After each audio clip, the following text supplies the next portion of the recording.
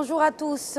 Toujours dans le cadre de sa couverture spéciale du premier forum africain des administrations pénitentiaires et de réinsertion, Média TV consacre la rubrique invitée aujourd'hui à cette particularité de la gestion de l'administration pénitentiaire en Afrique et tout particulièrement au Congo-Brazzaville. Alors cet événement, rappelons-le, s'inscrit dans le cadre de la coopération sud-sud du Royaume et tout particulièrement sur cette question de la gestion de l'administration pénitentiaire, des établissements pénitentiaires et bien sûr de la réinsertion des détenus. Alors la surpopulation carcérale est un véritable défi pour beaucoup de pays dans le monde et notamment dans notre continent africain.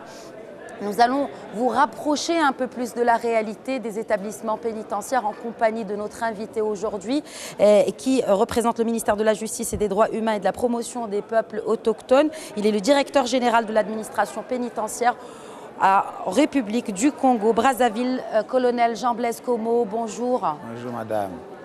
Avant de parler de votre participation, n'est-ce pas, à ce premier forum africain dédié à l'administration pénitentiaire, parlez-nous un peu de la situation de l'administration pénitentiaire au Congo-Brazzaville. Merci une fois de plus, madame, de l'opportunité que vous offrez à la République du Congo de dire quelque chose sur l'administration pénitentiaire. En résumé, l'administration pénitentiaire au Congo existe depuis l'époque coloniale. Et avec le départ des colons, ce fut un service. Ce service est devenu une direction centrale et après, elle a été érigée en direction générale. D'abord, cette direction a appartenu au ministère de l'Intérieur et après la conférence nationale que le Congo avait organisée, et cette direction est désormais affectée au ministère de la Justice et des Droits humains. Et donc nous sommes à la tête de cette direction générale depuis 2016. Le président de la République du Congo, son Excellence M. Denis Sassou Nguesso, avait jeté son dévolu sur nous. Et depuis ce jour, nous dirigeons l'administration pénitentiaire. C'est une direction générale qui a 6 directions centrales et avec 17 maisons d'arrêt et 12 directions départementales. Et au sein donc des directions centrales, nous avons une direction centrale qui s'occupe de la réinsertion. Et cette direction a pour objectif de préparer les détenus, une fois leur peine purgée, qu'ils soient utiles à la société et pour qu'ils ne retombent plus dans la récidive. Quels sont le genre de programmes que vous proposez en tant que direction de l'administration pénitentiaire? Quel genre de programme proposez-vous à ces détenus pour justement se réinsérer dans la société, trouver un emploi décent?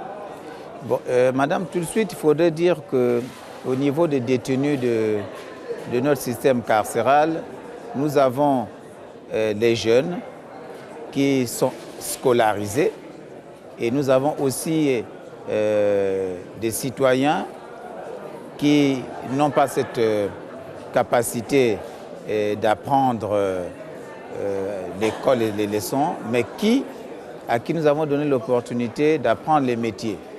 Donc en ce qui concerne les élèves, nous avons les différents niveaux, de la 3e en terminale. Ceux-là, nous les préparons aux différents examens d'État, le brevet d'études premier cycle et le baccalauréat. Mais pour ceux qui n'ont pas ces capacités intellectuelles, eux, ils apprennent directement les métiers. Et au niveau donc de Brazzaville, nous avons un centre de réinsertion qui a 6 modules. Ce centre de réinsertion comprend la coiffure homme, coiffure femme, il y a la soudure, la maçonnerie, la menuiserie, et il y a aussi de l'agriculture, qu'ils apprennent à faire de l'agriculture pour leur insertion. Donc ces jeunes sont préparés, ces jeunes, ces femmes et ces hommes sont préparés à devenir utiles à la société une fois leur peine purgée. Et donc le gouvernement de la République, en partenariat avec l'Union européenne, avait signé un accord pour mettre en place le programme d'appui à la réinsertion. Et donc, ce projet qui a vu le jour à Brazzaville est en train de s'étendre à Pointe-Noire, la deuxième ville du Congo, à Dolisie, et ça ira aussi à l'intérieur, un peu plus loin, pour que tous les détenus aient les mêmes chances de réinsertion. Colonel Komo, qu'en est-il des conditions de détention? Quelle est votre stratégie pour améliorer les conditions de détention de ces détenus? Il faudrait dire, madame, que le gouvernement de la République a envisagé une nouvelle politique carcérale. Et c'est pourquoi le président de la République a instruit son gouvernement pour que le nouveau code pénitentiaire qui va être promulgué dès qu'il est adopté par les deux chambres du Parlement. Il leur a déjà été soumis. Il est en ce moment au niveau de la Cour suprême pour avis de conformité. Et après la Cour suprême, le projet du code pénitentiaire repartira au secrétaire général du gouvernement pour sa réinsertion au Conseil des ministres. Et une fois adopté par le gouvernement en Conseil des ministres, il sera mis à la disposition des parlementaires. La Chambre basse, l'Assemblée nationale et la Chambre haute, le Sénat, vont l'adopter. 10 ou 15 jours après, le président de la République pourra le promulguer. Mais donc, dans cette optique, le gouvernement de la République a voulu humaniser davantage nos prisons, nos milieux carcéraux.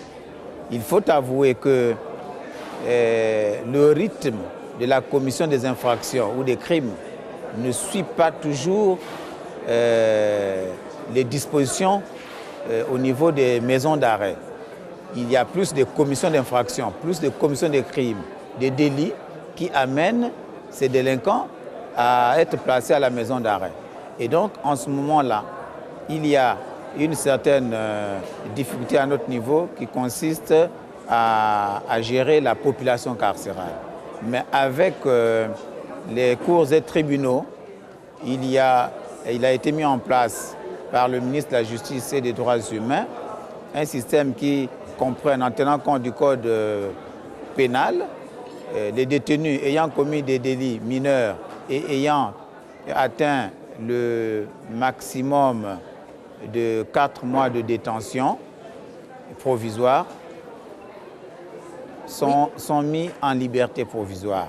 Le temps que l'instruction se poursuive au niveau des différents cabinets pour, une fois bouclé, qu'ils passent devant une formation de jugement. Très bien. Alors, vous êtes présent ici à ce premier forum des administrations pénitentiaires et de réinsertion.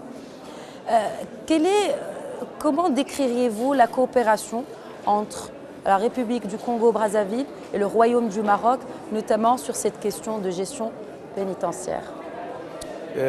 Madame, oui, je voudrais d'abord, avant de répondre à cette question, dire que le Royaume du Maroc et la République du Congo entretiennent de très bonnes relations sur plusieurs secteurs, de l'économie, du secteur social, politique.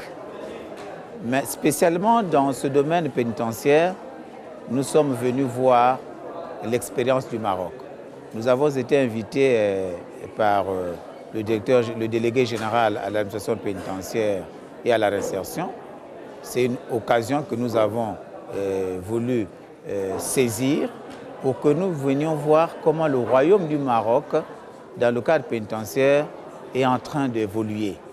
Et donc, pour nous, cette coopération sud-sud est très avantageuse, dans la mesure où le Maroc est un pays qui a, en suivant le discours du Premier ministre et surtout du délégué général à l'administration pénitentiaire, j'ai appris que le Maroc a mis en place une politique importante dans le cadre du respect des droits humains.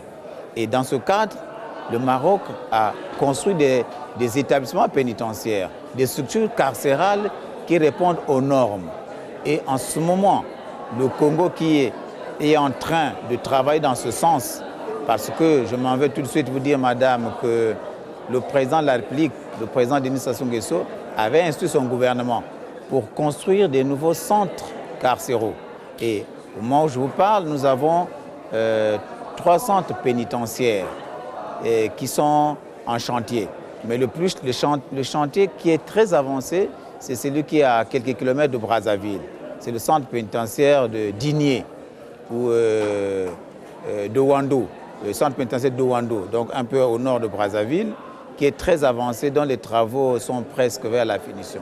C'est un centre où toutes les conditions seront réunies pour que les détenus se sentent, bien entendu, privés de liberté, mais, comme a dit le délégué général de l'administration pénitentiaire, mais pas privés des droits humains. Donc, ils ont droit à tous les droits humains, sauf la liberté qu'ils ont perdue. Alors donc, la coopération sud-sud, la coopération Maroc-Congo, pour nous, est avantageuse parce que nous venons apprendre, nous allons échanger, parce que tout de suite, nous allons vérifier, nous allons descendre, voir quelques centres pénitentiaires et nous aurons l'occasion de nous imprégner et de poser certaines questions à nos frères marocains pour qu'ils nous disent dans tel secteur comment ils ont fait et repartir à Brazzaville, je saurais rendre compte à la hiérarchie pour que nous voyions comment adapter cela à la réalité congolaise. Et c'est le cadre idoine justement pour échanger et pour pousser la réflexion vers des pratiques de meilleure gestion de pénitentiaire et de réinsertion. Merci beaucoup, colonel Jean-Blaise Comeau. Je rappelle que vous êtes directeur général de l'administration pénitentiaire en République du Congo. Merci beaucoup. Je vous remercie, madame. Merci. Merci à tous de nous avoir suivis. Très bonne suite des programmes sur Médien TV.